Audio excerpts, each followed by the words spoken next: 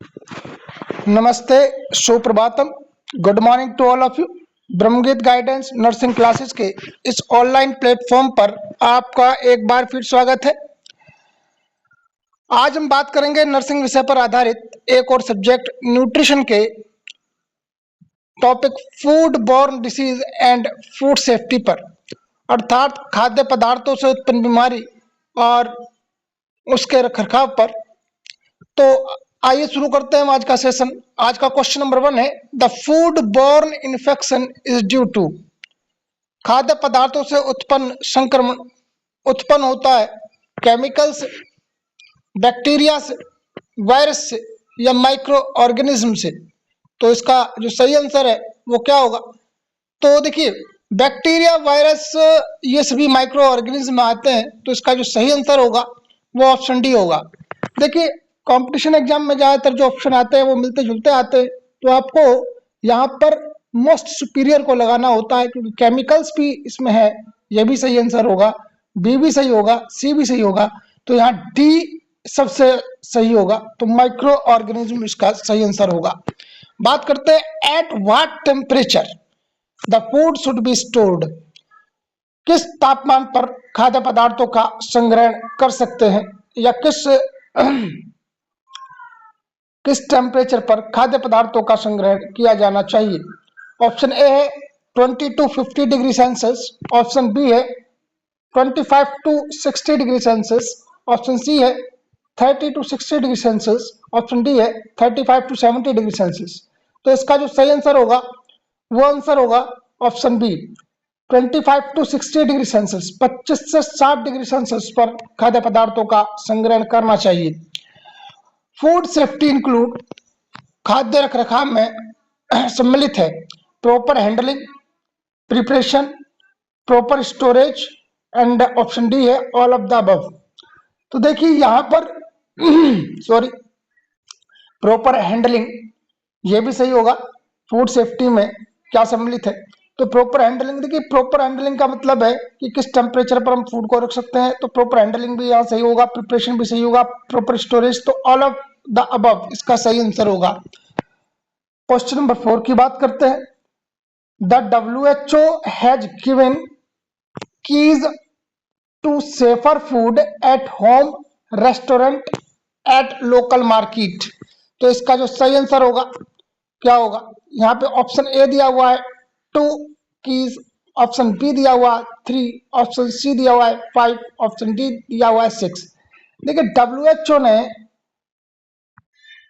घर, रेस्टोरेंट तथा local market में खाद्य की सेफ्टी के लिए 5 की दी है। तो यह ऑप्शन सी 5 सही होगा। क्वेश्चन नंबर 5 है, what is the danger zone range of temperature in food handling. किस तापमान पर खाद्य पदार्थों का संग्रहण करना डेंजर जोन में है? तो क्या इसका सही आंसर क्या होगा?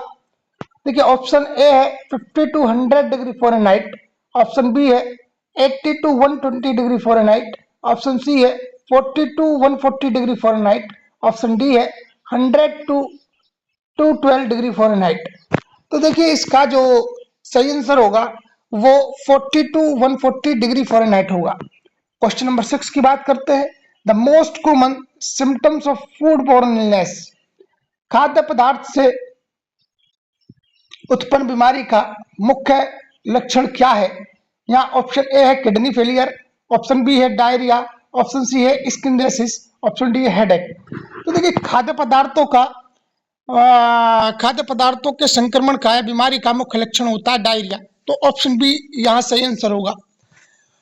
Question number 7, which of the following group has the lower risk for food borne illness. Question number 7 है, which of the following group has the lower risk of food borne illness. निम्नलिखित में किस group के लिए food illness यानी food borne बीमारी का जो रिस्क है वो सबसे कम है?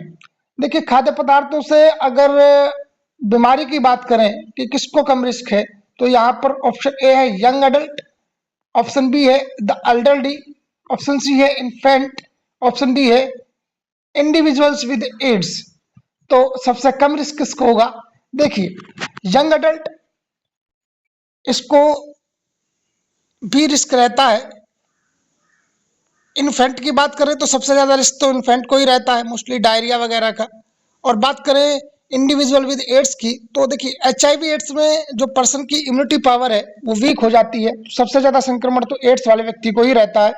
तो यहाँ ऑप्शन बी, द एल्डरली, यानी वयस्क व्यक्ति के लिए जो फूड बॉर्न डिसीज का जो रिस्क है वो सबसे कम होता है। यहाँ ऑप्शन बी सही होगा। क्वेश्चन नंबर 8 है, which of the following are reasons for the increasing incidence of food borne illness?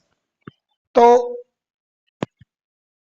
Food borne illness, option A है increase consumption of food imported from origin countries, sorry, from foreign countries. Option B है increase number of individuals eating in restaurants.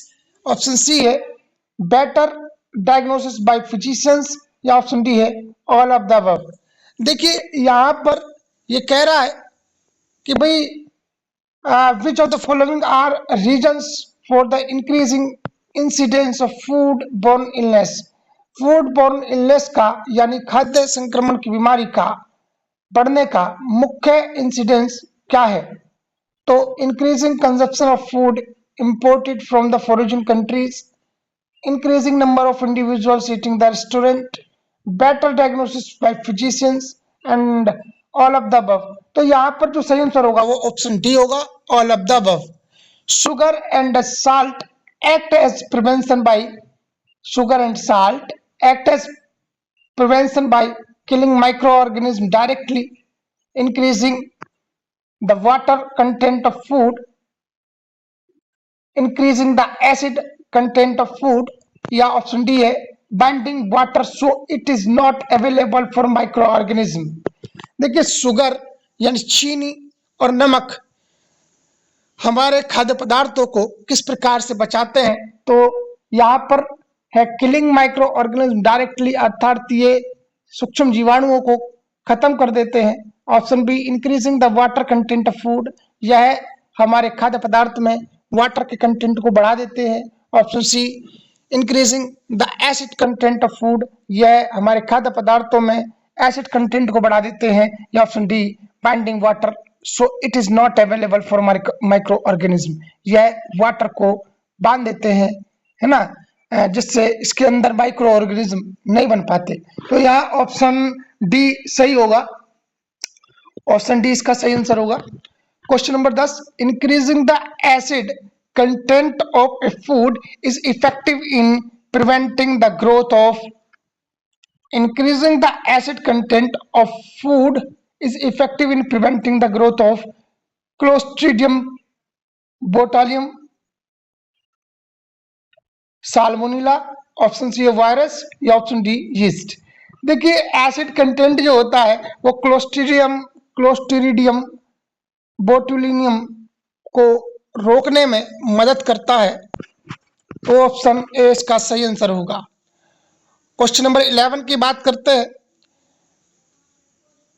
100 in aseptic packing, what is sterilized?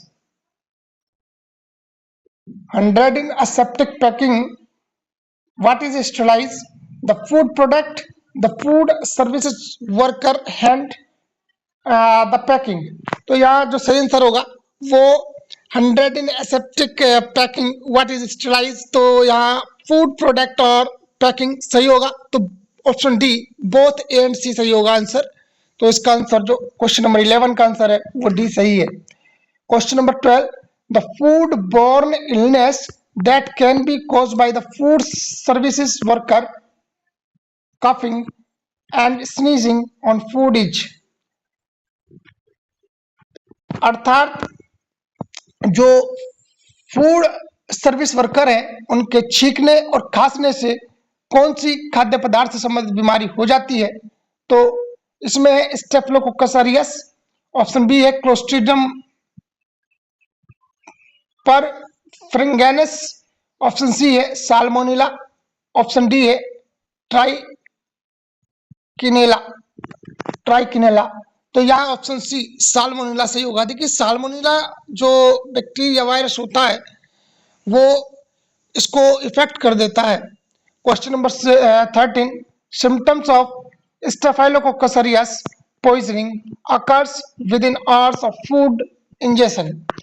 अर्थात staphylococcus aureus bacteria के संक्रमण के बाद कितने घंटे में फूड सॉरी इसका जो सही मीनिंग होगा वो symptoms of staphylococcus aureus poisoning occurs with in the hours of food ingestion.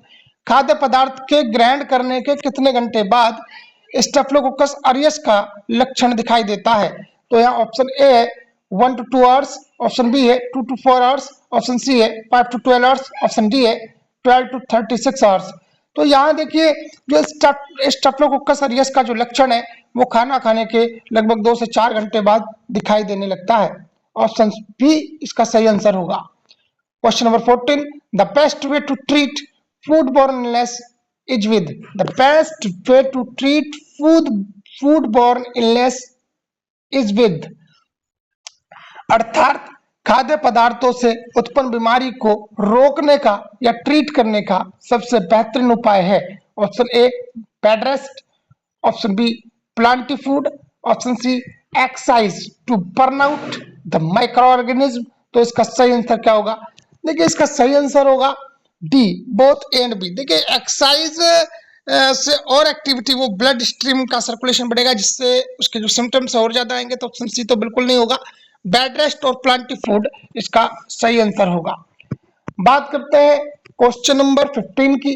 A person with A food service illness should contact a physician of. A person with A food service illness should contact a physician of. अर्थात एक व्यक्ति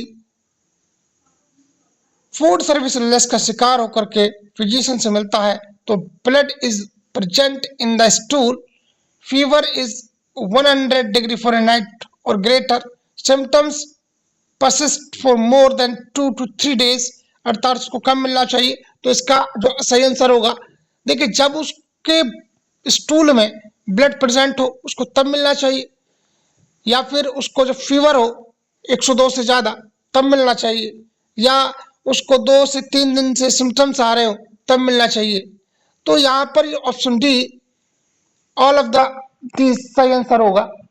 question number 16, in the fermentation process micro organism produce which inhibit the growth of harmful micro organism. तो यहाँ पर जो option है alkali and acid, option B है acid and alcohol, option C है alcohol and alkali, option D है water. तो इसका सही आंसर होगा alkali and acid. Question number 17 है। क्वेश्चन नंबर 17 है a virus found in shellfish from contaminated water and foods that are handled by infected individuals even eaten rois influenza hepatitis A hepatitis B and सेवोवायरस। ठीक है, सेवोवायरस ये कह रहा है कि अगर हम वाटर फूड अर्थात जो सी फूड होते हैं उनका इस्तेमाल करते हैं तो हमें किस वायरस से संक्रमित होने का जो खतरा है ज्यादा रहता है, तो वो है वाटर बोर्न डिसीज। देखिए यहाँ पे इन्फ्लुएंजा, हेपेटाइटिस बी और सेवो वायरस नहीं, यहाँ पे होगा हेपेटाइटिस ए सही आंसर होगा, क्योंकि hepatitis A mostly sea food से होने वाली बीमारी है। नेक्स्ट हम बात करते हैं the process of heating milk to kill pathogens micro organism is called. अर्थात दूध को गर्म करने पर माइक्रो ऑर्गेनिज्म को खत्म करना, दूध को गर्म कर माइक्रो ऑर्गेनिज्म को खत्म करना क्या कहलाता है? स्टेरिलाइजेशन, पास्चराइजेशन या irradiation, none of the above. तो यहाँ ऑप्शन बी पास्चराइजेशन कहलाएगा। देखिए किसी भी चीज को पानी में उबालना, किसी भी चीज को पानी में उबालना, या फिर जैसे दूध को उबालना, सूप को उबालना, ये पास्चुराइजेशन के अंदर आता है, तो ऑप्शन बी इसका सही आंसर होगा। Which government agency is responsible for enforcing standard for wholesomeness and quality of organism produce meat, poultry, milk and egg produced in the US through inspections and grading? यानी कि government की कौन सी इकाई दूध, मांस प्रोडक्ट और अंडा प्रोडक्ट के देख रेख में सहायक होती है? ऑप्शन सी है FSIS, सॉरी ऑप्शन ए है USPDA, ऑप्शन बी है FDA, ऑप्शन सी है FSIS, ऑप्शन डी है EPA। तो यहाँ ऑप्शन सी FSIS सही होगा।